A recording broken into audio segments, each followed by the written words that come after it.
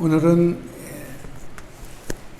광복 76주년이면서 또 주님의 거룩한 주일 예배를 드리게 되면서 오늘 설교는 다른 주일 설교와는 조금 형식을 달리해서 과거의 우리의 아픈 역사를 좀 살펴보면서 우리 그리스도인으로서의 새로운 각성을 촉구하는 그런 말씀을 여러분과 함께 좀 같이 나누려고 합니다.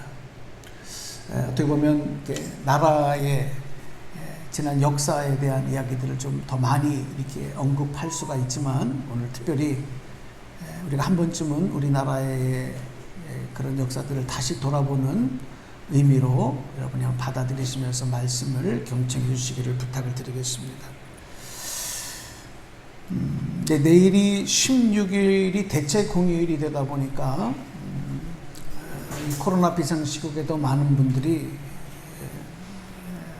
최상의 연휴 기간으로 이렇게 여기고 휴가 여행의 그런 기회로만 생각하는 사람들이 많습니다. 한편으로는 과거의 아픈 상처를 자꾸 기억하고 그것으로 인해서 우울하기보다는 그냥 오늘 행복하고 오늘 기쁘면 되는 거지 그렇게 생각하는 것도 중요하다고 생각할 수 있지만 어느 나라이건 어느 민족이건 간에 그 역사를 기억하지 못하고 역사를 잃어버린 민족에게는 희망을 찾을 수가 없습니다. 그래서 우리는 그 사실을 절대로 잊지 말아야 되는 것입니다. 근데 여러분, 하나님의 역사도 동일한 그런 점이 많이 있어요. 하나님께서는 이스라엘 백성들에게 너희들의 지난 시간이 있었던 너희들의 역사 속에서 펼쳐졌던 이야기, 그리고 그 안에 있었던 감격, 너희들의 잘못, 그걸 절대 잊어서는 안 된다. 그렇게 하나님이 강조하시고 또 강조하신 내용을 우리는 성경을 통해서 읽을 수가 있습니다. 그것만이 아니라 너희들의 후손에게도 반드시 그 사실을 가르치고 기억할 수 있도록 해라. 그렇게 당부하셨던 것입니다. 사실 이 구약 성경에 기록된 하나님의 구원의 사건들이 펼쳐진 그 과정을 보면은 그 과정들이 이스라엘 백성들에게는 그게 곧 생생한 그들의 역사였습니다. 그래서 역사를 기억한다고 하는 것은 곧 하나님의 행하신 일들을 기억하는 것과 같은 내용이었던 거예요. 근데 그 이스라엘뿐만이 아니라 모든 나라와 모든 민족도 동일한 겁니다. 지난날 우리들의 삶 가운데 펼쳐졌던 역사 이야기를 통해서 우리는 그 가운데서 일하셨던, 행하셨던 하나님의 뜻을 깨닫고 기억해야 된다는 사실입니다. 영적으로 보면 악한 사단은 우리가 하나님의 자유로 자유함을 누리며 천국 백성과 하나님 자녀의 권세를 누리는 것을 방해하죠. 그리고 그런 권세를 빼앗아가기 위해서 수많은 계략을 꾸미고 있습니다. 그리고 우리를 넘어뜨려서 자신의 종으로 삼으려고 지금도 계속해서 계략을 펼치고 있습니다. 특별히 예수님께서 우리를 위해 대신 죽으시고 죄사함을 주셔서 구원해 주신 그 은혜를 잊어버리게 해요. 생각하지 않게 만들고 그 감격과 감사로 살지 못하도록 자꾸 우리를 다른 것으로 현혹시키고 있습니다. 그게 마귀가 하는 짓입니다. 우리가 하나님의 은혜와 구원의 약속을 기억하지 못하고 깨닫지 못하면, 그래서 영적으로 무지하고 사단의 세력과의 싸움을 준비하지 못하면 그들의 계략에 당할 수밖에 없습니다. 이길 장사가 없습니다. 결국은 하나님을 배신하고 주님의 몸된 교회를 등지고 떠나고 세상이 주는 부귀, 권력, 명예, 그것을 기쁨과 자랑과 영광으로 알고 살아가는 그런 삶을 선택하고 거기에 빠져 살아가게 되는 겁니다. 마귀의 계략을 모르고 준비하지 않으면 다 그렇게 되는 거예요. 우리가 영적 무지가 영적으로 준비하지 않으면 얼마나 무서운 결과를 가져오는가를 우리는 똑똑하게 기억하고 있습니다.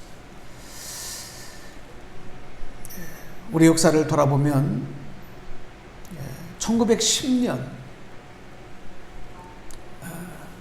우리나라는 일제의 침략에 국권을 잃어버립니다.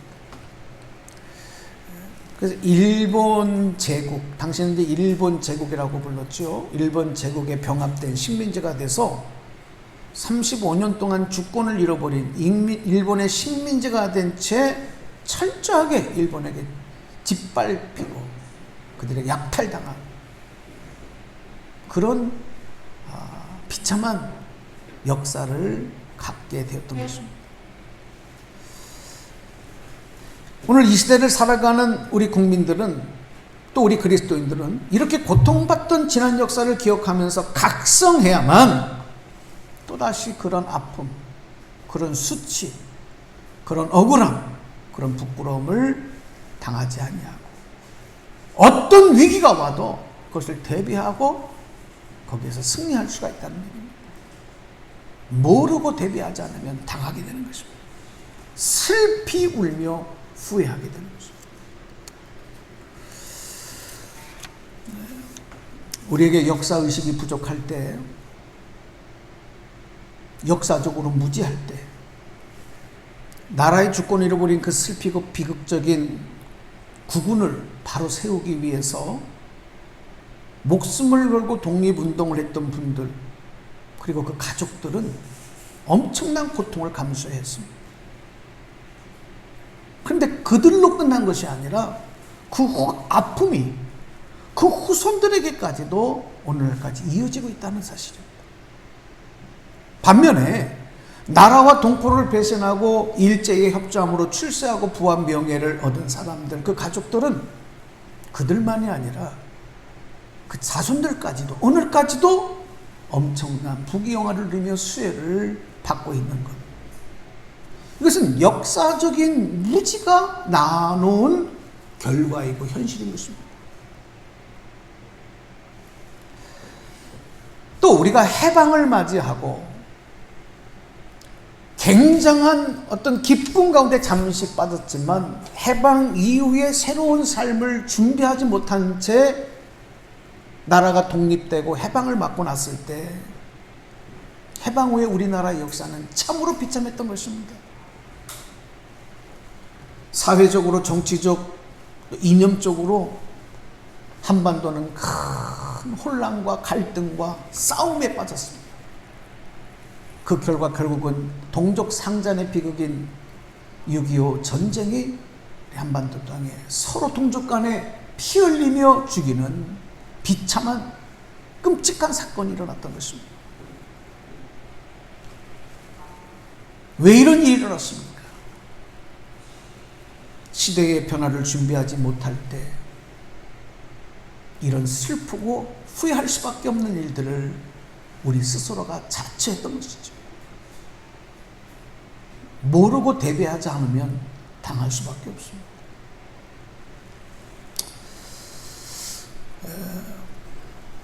우리나라가 일제의 식민지가 되는 역사를 조금 오늘 마치 학교에서 역사 공부하는 것처럼 여러분이 좀 들으셔야 될 수도 있겠지만 한번 귀 기울여 보십시오. 지난날 들으시고 배웠던 내용들도 있을 것이고요. 1905년 일제는 강제 불법 조약을 통해서 우리나라의 당시 조선이죠. 외교권을 박탈해 갑니다.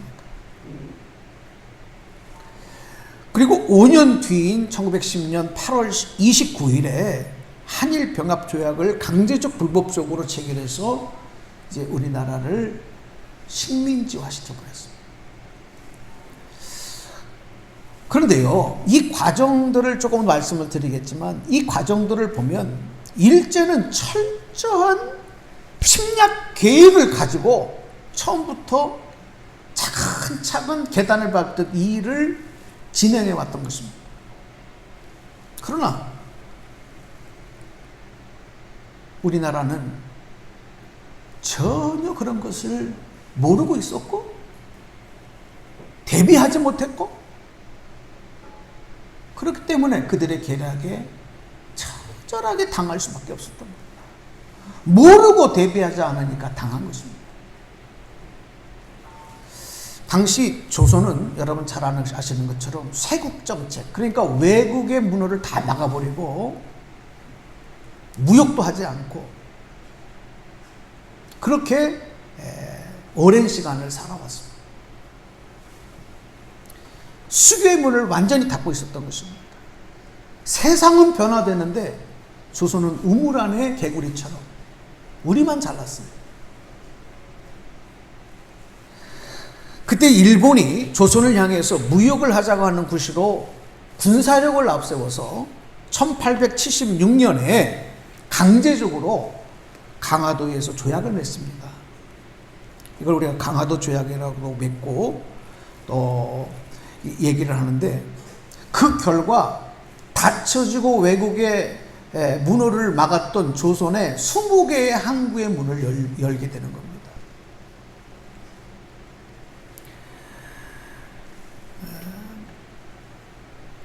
그런데 이때의 그 일본과 조선의 임금 그리고 관료들은 그 조약을 체결하면서도요, 이 국제적으로 조약이라고 하는 게 뭔지조차도 몰랐어요.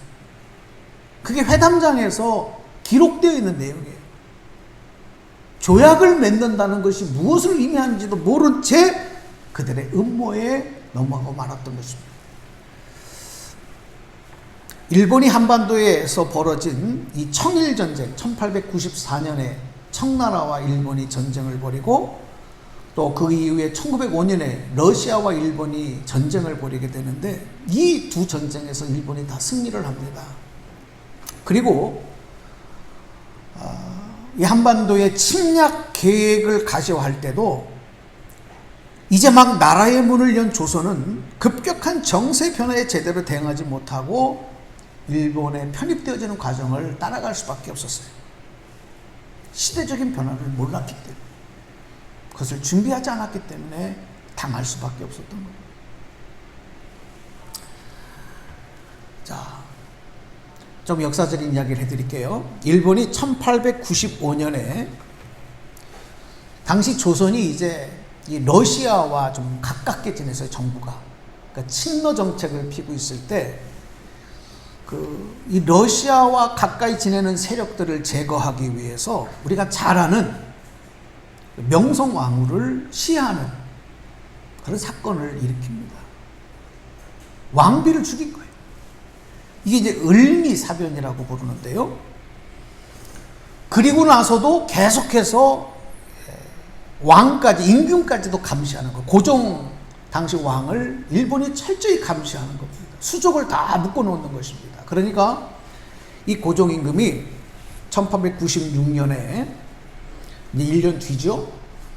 궁녀가 타는 가마에 왕과 세자가 몰래 숨어 타서 이 궁궐을 빠져나와요. 도망쳐 나오는 거예요. 그리고 러시아 공관으로 피신하게 됩니다. 역사는 이 사건을 아관파천이라고 말합니다. 임금이 왕궁을 버리고 궁궐을 버리고 러시아 공관으로 도망쳤습니다. 그리고 거기에서 이제 나라를 이렇게 다스리다 보니까 많은 문제가 벌어졌습니다. 1년 동안 러시아는 이 고종을 보호한다고 하는 명목으로 조선에 군대를 주둔시키죠. 그리고 일본은 그런 러시아와 다시 협약을 맺으면서 또 거기에 미국이 참가됩니다.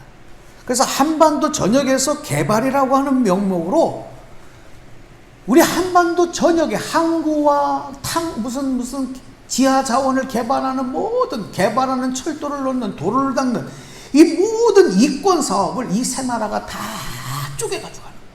그리고 빼먹을 것들을 다 빼먹으면서 우리 조선에게는, 우리 나라에게는 어떤 수혜도 주지 않았던 것입니다.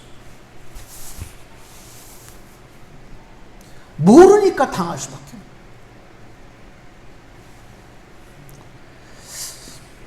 그때 이제 고종이 정신을 좀 차린 것 같아요. 1897년, 또다시 1년이 지나고 나서 이제 고종은 조선이라고 하는 이름을, 국명을 대한제국으로 바꿉니다. 그리고 근대화에 힘을 쏟기 시작합니다. 교육제도를 바꾸기 시작하고, 도로를 개량하고, 그러니까 당시 수도였던 한송을 중심으로 해서 많은 부분이 근대화로 바뀌기 시작합니다. 병원이 세워지고, 막 변화가 우리나라에 일어나기 시작했습니다. 근데 그런 과정에 1905년에 한반도에 러시아와 일본 간의 전쟁이 터지는 거예요. 근데 이 전쟁에서 일본이 승리해요.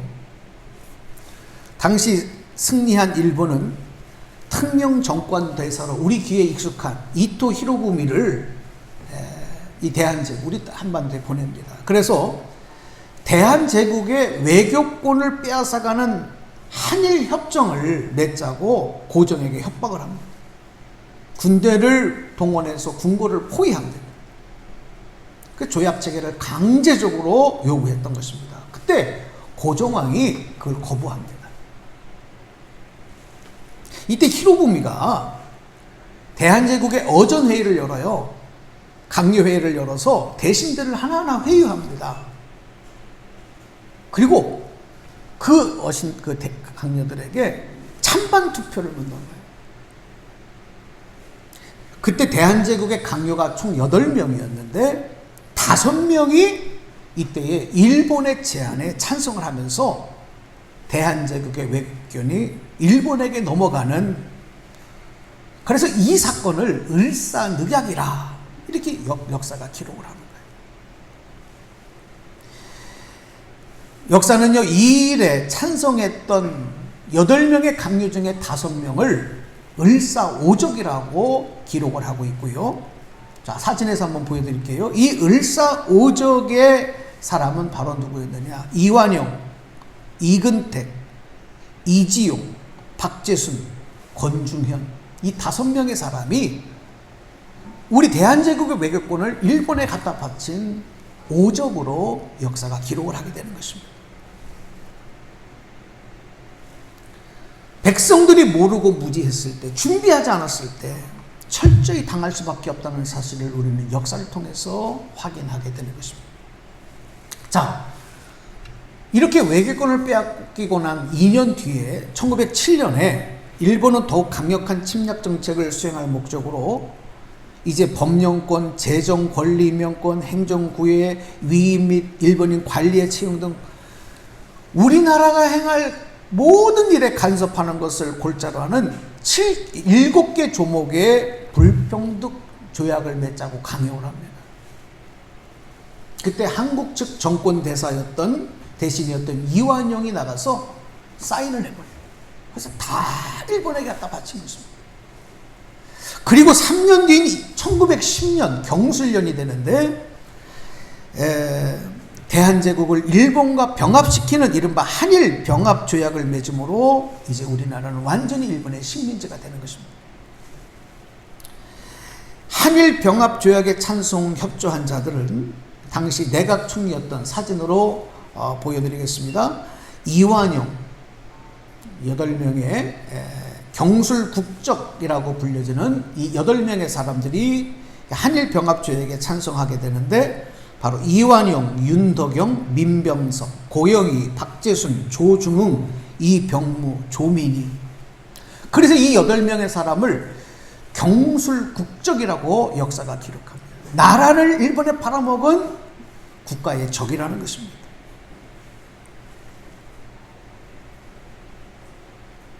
모르면 당하는 것입니다. 결국 이 체결로 인해서 대한제국은 역사적으로 사라지게 되었죠. 한반도는 일제 식민지로 전락했고 대다수 백성들에게 슬픔과 고통의 세월이 다가왔습니다. 그게 아니 35년 동안 펼쳐지게 되는 것입니다. 그런데 일제의 침략에 협조하고 동포를 배신한 흡혈귀와 같았던 이들 외에 이들을 포함한 76명, 76명에 달하는 반역자들에게는 더러운 매국의 상급으로 부와 권력이 따라옵니다. 그 중에 68명의 조선 귀족들, 일본이 새롭게 귀족으로 형성했던 이 사람들은 일제가 주는 벼슬인 자기와 그리고 은사금을 받고 대부분 조선과 대한제국의 왕족, 유력한 가문 출신이었던 이들은 부귀와 영화를 누리게 됩니다. 참으로 안타깝고 슬픈 역사가 펼쳐지게 됐던 것입니다. 일제는 이들을 새로운 조선 귀족 집단으로 삼아서 그들로 하여금 앞장서서 일본의 식민 통치를 선전하고 정당화시키는 수단으로 삼았고, 나라를 배신하고 일제에게 수혜를 입은 이 76명의 친일파 조선 귀족 집단들은 그 매국의 대가로 얻은 재산, 그 재산이 점점 늘어나므로 오늘날 이 친일파 후손들이 가지고 있는 이 토지 재산만 하더라도 여의도 면적의 150배를 그들이 가지고 있는 참으로 참담한 역사를 우리는 받아들일 수밖에 없었던 것입니다. 그리고 그들은 오늘날에도 우리 사회의 주류 이론이 되어서 지금 정치, 경제, 사회 모든 분야의 지도자의 역할들을 하고 있습니다. 역사의식이 부지하고 준비하지 못할 때 받아들일 수밖에 없는 역사를 우리는 기억하게 되는 것입니다. 여러분, 2021년이 되어지는 오늘 우리나라는 이제 해방된 지 76년을 맞이했습니다. 지난 시간 동안 수많은 아픔과 부끄러움과 눈물이 있었지만 그것을 잘 통과함으로 이제 대한민국은 세계가 인정하고 알아주는 경제대국으로 성장했습니다. 하지만 오늘 우리 세대는 앞에서 말씀드렸던 것처럼 과거의 아픈 역사, 부끄러운 역사, 수치스러운 역사를 잘 알지 못해요. 기억하지 못해요. 그냥 오늘에 만족하며 사는 것이 오늘날의 세대들의 대다수의 생각인 것입니다. 오늘 제가 드리는 이 간단한 역사 이야기, 단편을 말씀을 드렸음에도 아마 전혀 새롭게 들려지는 분들도 있을 거예요. 나 전혀 몰랐는데? 그만큼 역사의식이 우리에게 없다는 얘기겠죠. 또 시대의 변화를 준비하지 않고 역사를 모르고 대비하지 않으면 과거뿐만이 아니라 오늘날 이 변화의 시대에도 우리는 억울하고 후회할 수 있는 일을 당할 수밖에 없다는 사실을 다시 한번 경각심을 가지고 생각해야 됩니다. 이제 말씀을 맺으려고 합니다. 여러분, 우리 그리스도인들은 오늘 우리 역사에서 영원히 나라를 팔은 적으로 을사오적, 경술국적 이렇게 역사에 기록된 사람들, 부끄럽게 역사에 기록된 사람들, 그러나 그들은 현재 세상에서는 부귀영화를 누리면 그만이라고 생각하는 그런 사람들을 부러워하거나 닮아가서는 절대로 안 될 것입니다. 하나님 기뻐하시는 모습이 아니죠. 우리는 주님의 은혜로 구원받고 죄에서 해방되고 하나님의 백성이 되었기 때문에 끝까지 하나님 나라를 위해서 하나님의 백성으로 자부심을 가지고 악한 마귀 사단과 싸워 승리해야 할 줄로 믿습니다. 그래서 오늘 우리 성경 말씀에서 말씀했던 것처럼 하나님의 주신 자유와 하나님의 주신 권세를 빼앗기지 아니하고 그것을 가지고 사명을 감당하며 하나님 나라를 이루기 위해서 우리는 하나님의 전신갑주를 입고 악한 마귀의 계략을 미리 대비하고 그것과 싸워 승리하는 그리스도인들이 되어야 되겠습니다. 오늘 저와 여러분이 그런 승리자가 되기를 주님의 이름으로 축원합니다. 절대로 여러분, 지금 우리가 사는 시대가 힘들고 어려운 상황이라 할지라도 오늘 현실과 타협함으로 믿음을 잃어버려서는 안 됩니다. 우리 그리스도인들은 절대로 신앙의 양심을 팔아서는 안 되는 것입니다. 악한 사단이 유혹하며 던져주는 세상적인 달콤한 그 달콤함에 현혹되어서 그것이 미끼인지도 모르고 무는 순간 후회하고 눈물을 흘리며 가슴을 치는 일들이 나타나게 될 것입니다. 힘들고 어려울수록 믿음으로 무장하는, 영적으로 깨어있는 그리고 하나님의 전신갑주를 입고 준비하는 우리 교회, 그리고 우리 사랑하는 여러분 되시기를 주님의 이름으로 축원합니다. 그래야 우리에게 하나님의 기쁨을 주셨을 때, 승리 주셨을 때 그 사명을 가지고 다시 나아가 하나님 영광을 이룰 수 있는 것입니다.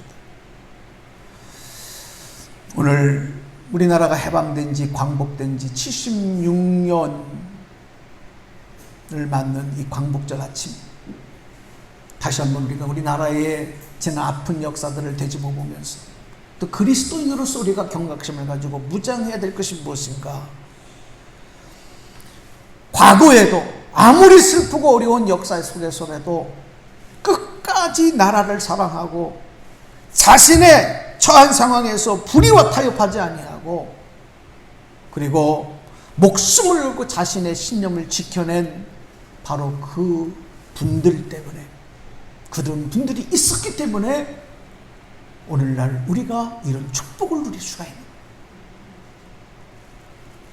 바라기는 암울한 시대와 변화의 소용돌이와 세상의 유혹에 끝까지 믿음과 신앙의 양심을 지키고 그리스도인의 자부심을 가지고 믿음으로 살아가는 그런 성도들 되시고 하나님의 나라에 큰 상급 받는 승리자들 되시기를 주님의 이름으로 간절히 축원합니다.